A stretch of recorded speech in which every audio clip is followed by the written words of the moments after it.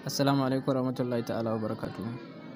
Al'ummar wannan gida mai albarka, ina ga kowa da kowa fatan alkhairi da fatan mun tashi cikin ƙoshin lafiya. Albarkar da ke cikin wannan rana ta Lahadi, Allah ka sada mu da dukkan shari, Allah ka kiyaye mu.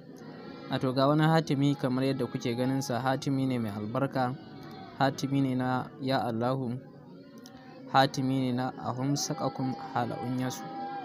Ga wanda suka san hadimin da yake tafiya da wannan sakandami sun san ba hadimi ne mai wasa ba.